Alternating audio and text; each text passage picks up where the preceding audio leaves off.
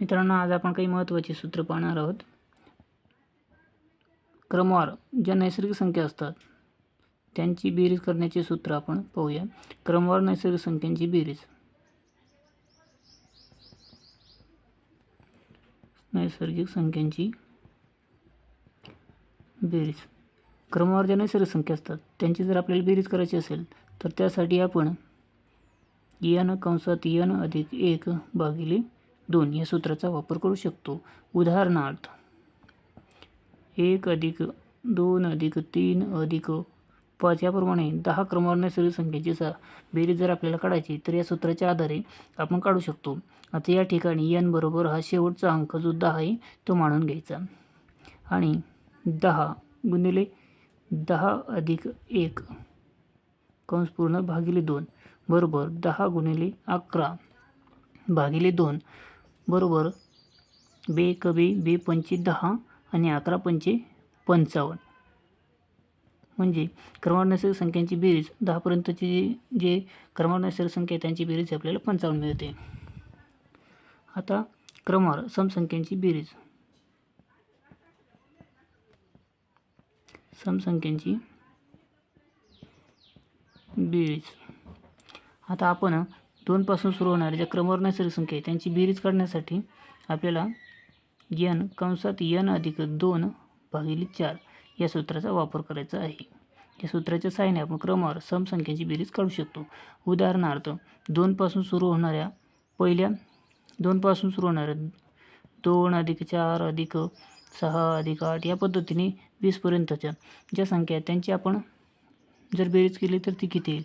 यासाठी n बरोबर 20 माना, n 20 माना आणि सूत्र टाकून घ्या. 20 अधिक 20 आणि 2 22 भागिले 4.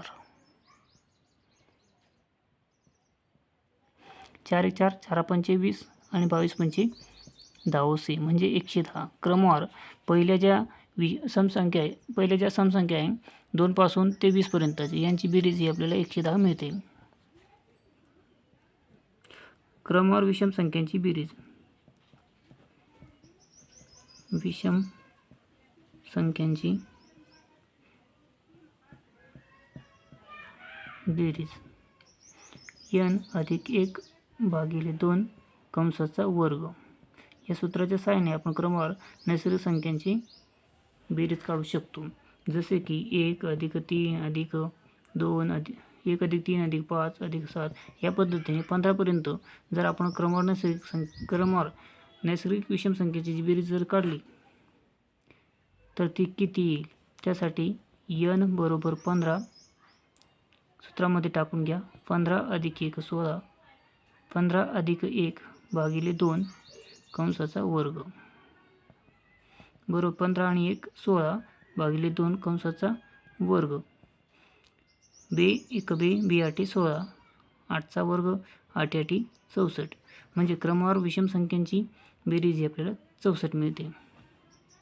आता क्रमवार नैसर्गिक संख्यांची वर्गाची बेरीज.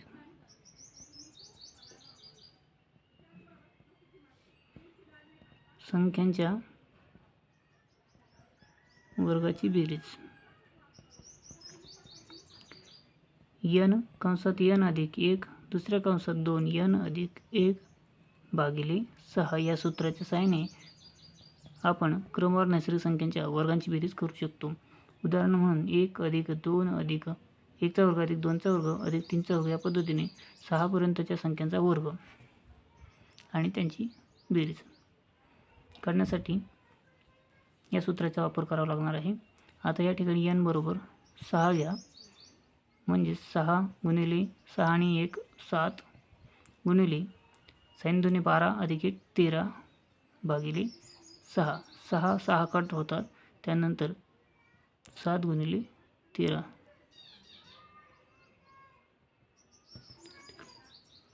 13 7 91 म्हणजेच क्रमवार नैसर्गिक संख्यांच्या वर्गांची बेरीज ही 6 पर्यंत जे क्रमवार नैसर्गिक संख्या त्यांच्या वर्गांची बेरीज ही 91 येते. आता क्रमवार नैसर्गिक संख्यांच्या घणांची बेरीज.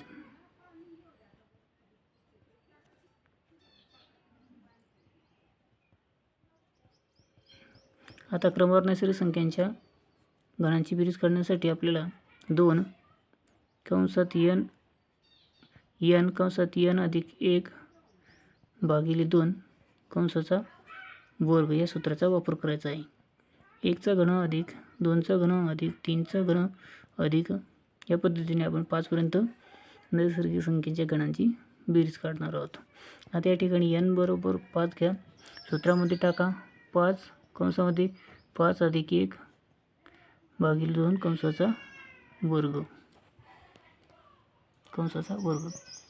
5 गुणिले 5 आणि 1 6 भागिले 2 कंसाचा वर्ग बरोबर 2 1 2 2 3 6 5 जसे तसे 5 त्रिक 3 5 त्रिक 15 कंसाचा वर्ग. आता 15चा वर्ग हा 225 म्हणजे क्रमवार नैसर्गिक संख्यांच्या घणांची बेरीज ही 225 येते. आता पुढील सूत्र क्रमवार नैसर्गिक संख्यांच्या वर्गांची सरासरी.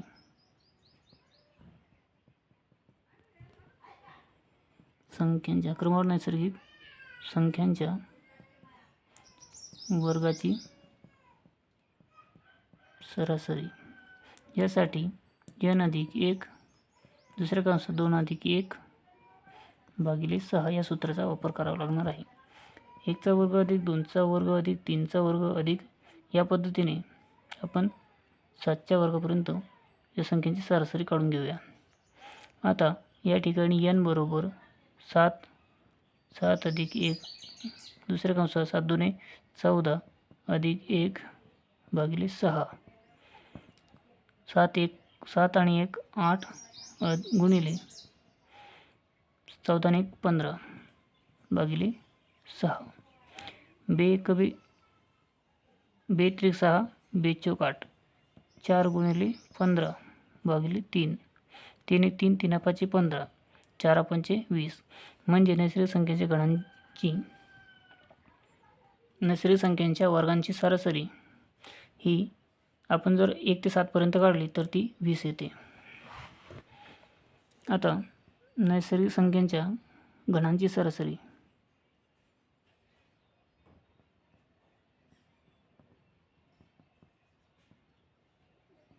घणांची सरासरी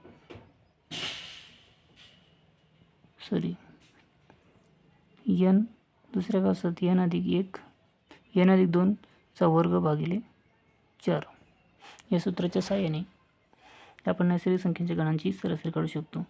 1 चा घन अधिक 2 चा घन अधिक 3 चा घन या पद्धतीने आपण 5 च्या घनापर्यंत काढून घेऊया.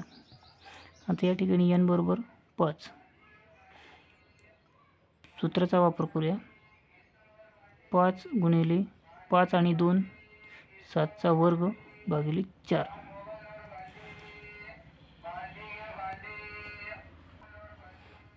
5 गुणिले 7 चा वर्ग 49 भागिले 4 बरोबर 5 9 45 5 हातचेला 4 5 20 आणि 4 24 म्हणजे 245 भागिले 4 4 4 4 सक 24 4 1 4 2 उरतात 0 दिला 1 उरतो 0 दिला 10 झाले 4 2 8 2 उरतात 0 दिला 4 5 20 म्हणजे नैसर्गिक संख्येच्या घणांची सरासरी 61.25. आता या ठिकाणी आपण भाग कसा दिला तर 245 भागिले 4 4 सक 24 0 उरतात 5 खाली आला 4 1 4 1 उरला 4 ने 1 ला भाग जात नाही म्हणून दशम चिन्ह दिला 0 घेतला 4 2 8 2 उरतात परत 0 दिला 4 5 20 बरोबर 0. या पद्धतीने आपण ही महत्त्वाची सूत्रे पाहिलेली आहेत.